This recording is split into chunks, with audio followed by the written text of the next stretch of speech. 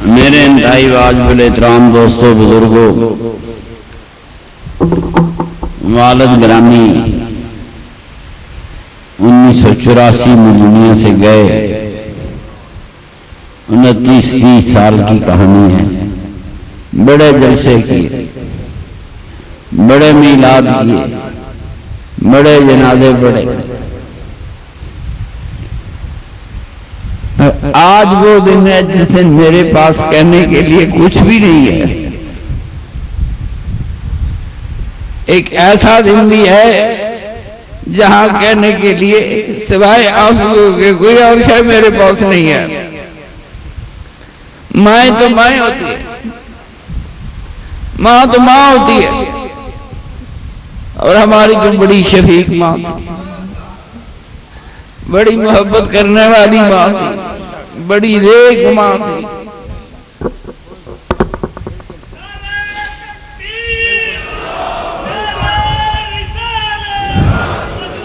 جس ہسپتال میں داخل کرایا گیا آخری بار،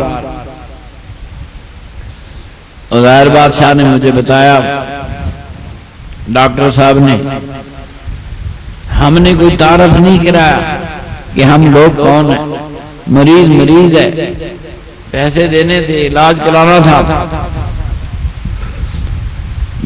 ان کے ڈاکٹر پروفیسر کا فون چھوٹے بھائی ڈاکٹر صاحب کو آگے پاس آیا کہ دیکھو بھائی، ہمارے ہسپتال میں ایک بڑی نورانی ہستی آئی تھی۔ ڈاکٹروں نے پتہ نہیں کیسے پہچان لیا، ایک بہت نورانی ہستی آئی تھی۔ ہم نے پوری کوشش کی اور ان کے جانے پہ ہم بھی سوگوار ہیں، ہمارا اسپتال بھی سوگوار ہے، ہمارا وارڈ بھی سوگوار ہے۔ کوئی ڈاکٹر سوگوار ہو، کوئی عملہ سوگوار ہو، کوئی پورا وارڈ سوگوار ہو۔ اور ڈاکٹر صاحب کہتے ہیں میں آج بھی اپنی فائل پڑھ رہا ہوں کہ اس فائل کو غور سے دیکھ رہا ہوں کہ ہم سے کوئی غلطی تو نہیں ہوئی۔ کمال لوگ تھے، ہم نے تعارف نہیں کرایا، وہ اپنا تعارف خود کراتے تھے۔ اصل کی تو ساری ماں کی منتوں کے حوالے سے بڑی جرأت والی ہستی تھی وہ۔ اللہ گواہ، ڈاکٹر صاحب نے بھی دیکھا ہوگا، میں نے دیکھا، چورہ شریف آئے، خدا گواہ چہرے پہ موت کی کوئی نشان نہیں تھا، چہرے پہ موت کی کوئی زردی نہیں تھی، چہرہ اسی طرح دمک رہا تھا جیسے زندگی میں چہرہ دمکتا ہے، کوئی موت کی زردی نہیں چھائی، اسی طرح چہرہ روشن تھا جیسے زندگی میں چہرہ روشن ہوتا ہے۔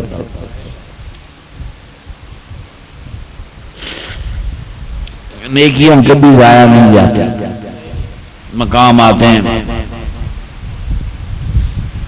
نوری صاحب وہ کہہ رہے تھے کہ باپ، ان کا باپ یقیناً بہت بڑا ولی تھا، مولانا محمد زکریا بروئی رحمۃ اللہ علیہ۔ میں چوتھی جماعت میں پڑھتا تھا، پشاور میں تھا، حاج صاحب بھی گئے، وہ شام الحق سولوی تگڑا دیوبندی مولوی تھا، وہ بھی موجود تھا، چھوٹے تھا، مجھے بات یاد ہے۔ مولوی صاحب نے پوچھا نانا جی رحمت اللہ علیہ سے ولی کس کو کہتے؟ تو نانا جی نے جواب دیا، میں بیٹھا تھا، حاج صاحب بیٹھے تھے، کوئی فنکشن تھا، تو میرے نانا جی نے جواب دیا، ولی اس کو کہتے ہیں جس کے سامنے ملک الموت کھڑا نہ ہو سکے۔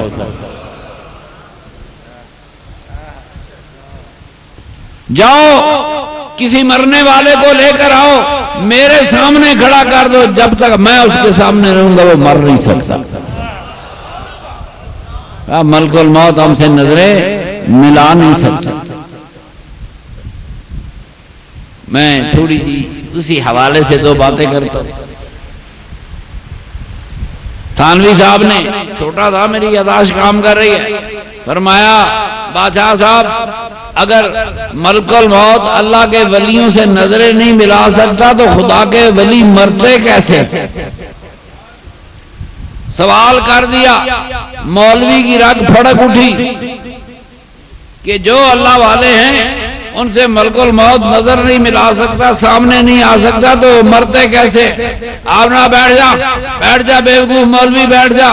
اللہ والے ملک الموتوں کے ہاتھوں نہیں مرتے، وہ اس کی رضاؤں پہ جیا کرتے ہیں، اس کی رضاؤں پہ مر جایا کرتے ہیں، ان کو ملک الموتوں کو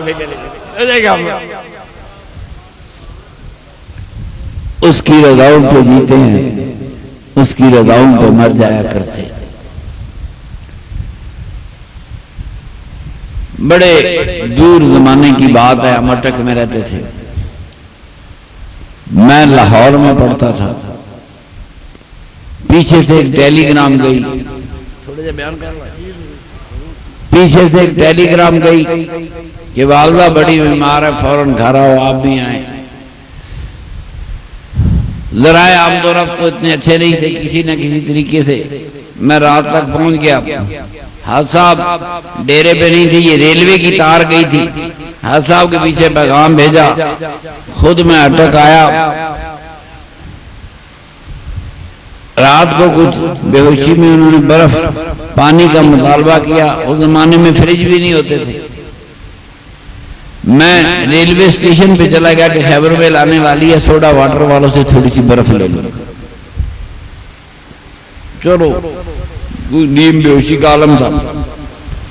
میں نے اسٹیشن پہ گیا تو وہ ریلوے میل آفس کا دفتر تھا سامنے، ایک پوسٹ کارڈ لیا اور نانا جی کو خط لکھ دیا کہ ہماری والدہ بڑی بیمار ہے۔ بڑی توجہ والی بات ہے، والدہ بڑی بیمار ہے اور اس طرح ہماری مشکل ہے، اور کوئی خاص دعا کریں گے ہمیں اللہ تعالیٰ اپنی ماں کی خدمت کرنے کے موقع دے۔ وہ دوسرے دن صبح ایک بوتل لا کر لگائی، میری والدہ کی کبھی وین ڈھونڈنی بڑی مشکل ہے، ڈاکٹر صاحب میں نے بسم اللہ پڑھ کے وین میں بوتل لگائی، بوتل لگی وین میں گئی، میں نے میرے ہاتھ سے لگائی، وہ بہانہ بن گیا، ایک دم سے طبیعت ٹھیک ہو گئی، بادشاہت ہوئی، صاحب آ گئے۔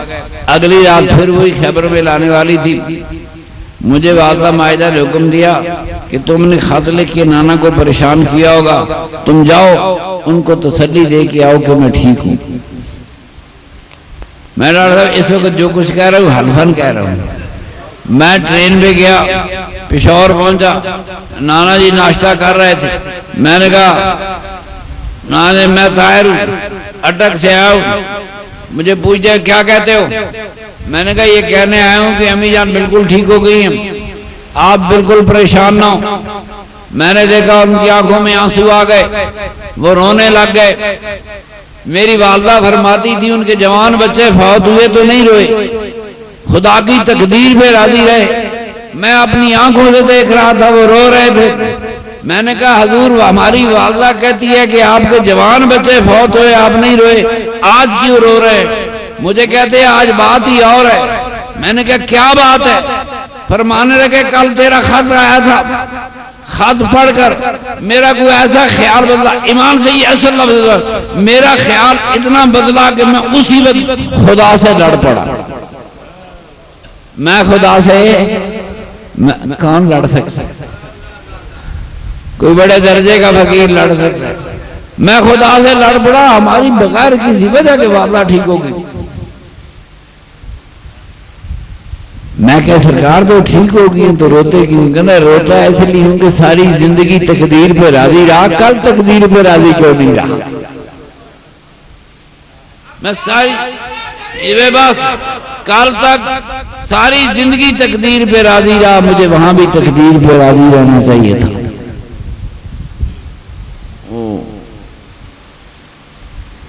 تو اللہ والے تقدیریں بھی بدل دیتے ہیں۔ اللہ والے یہ عام آدمی نہیں کہہ سکتا کہ میں خدا سے لڑ پڑا۔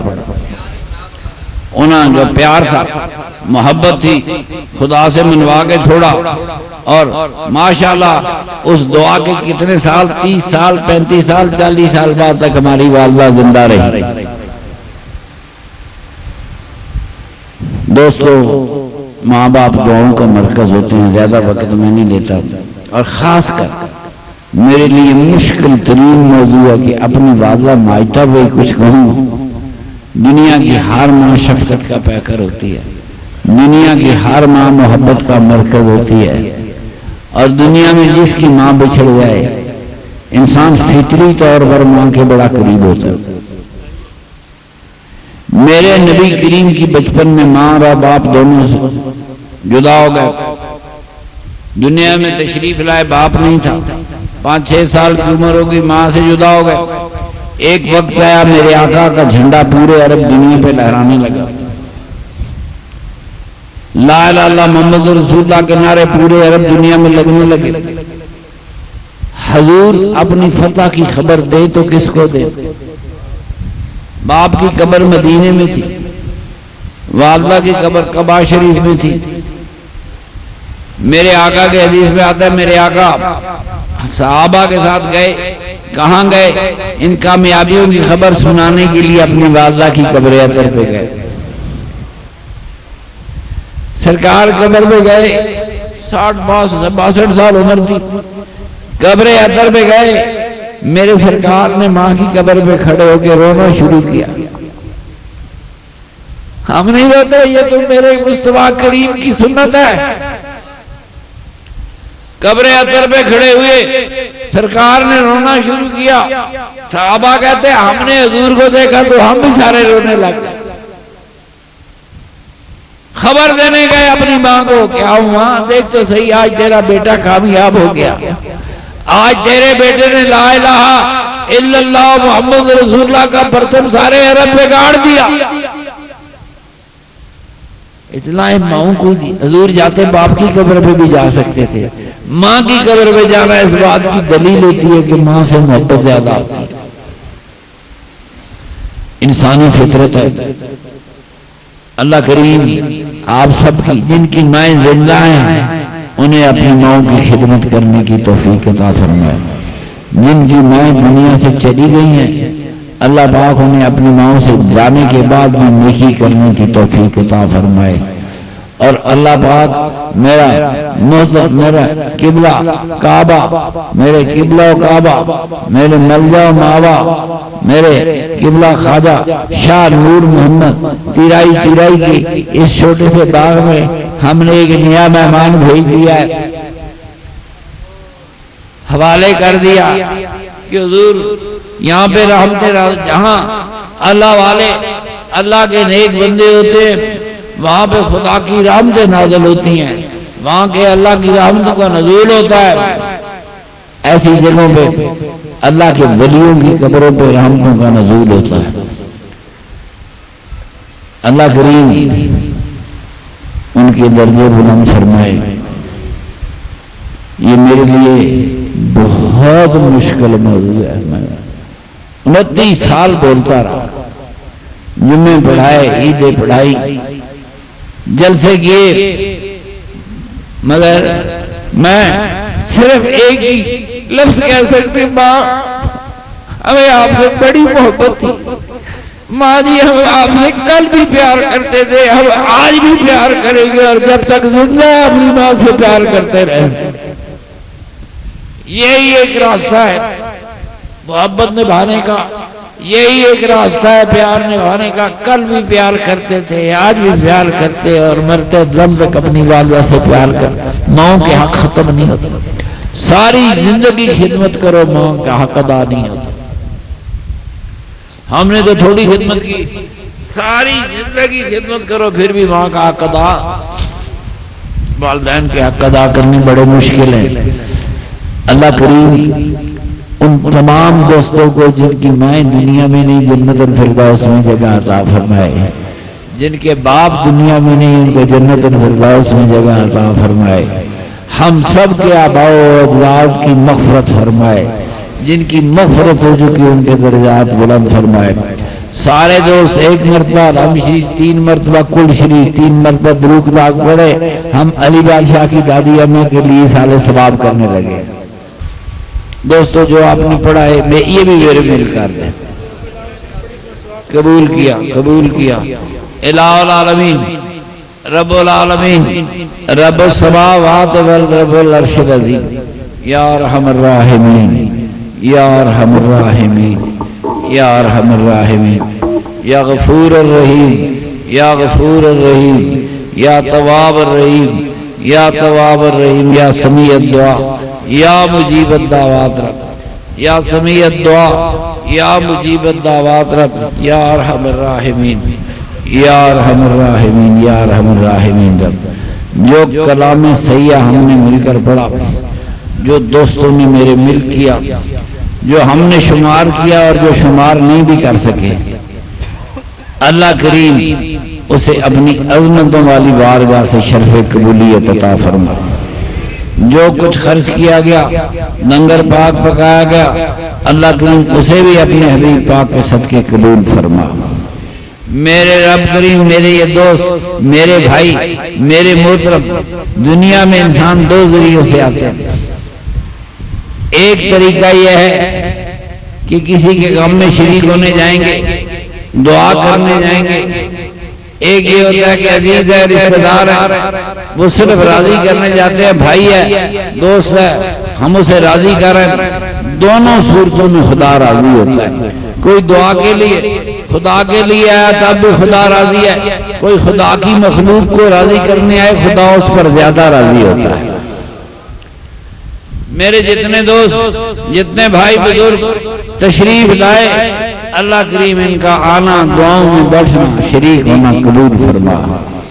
ان تمام صالح اعمال کا جو بھی ثواب تیری عظمتوں والی بارگاہ سے متا ہو، تیرے لاڈلے اور پیارے حبیب سرور کائنات صلی اللہ علیہ وسلم کے حضور میں ہم سارے غلاموں کی طرف سے تحفتاً پیش ہو۔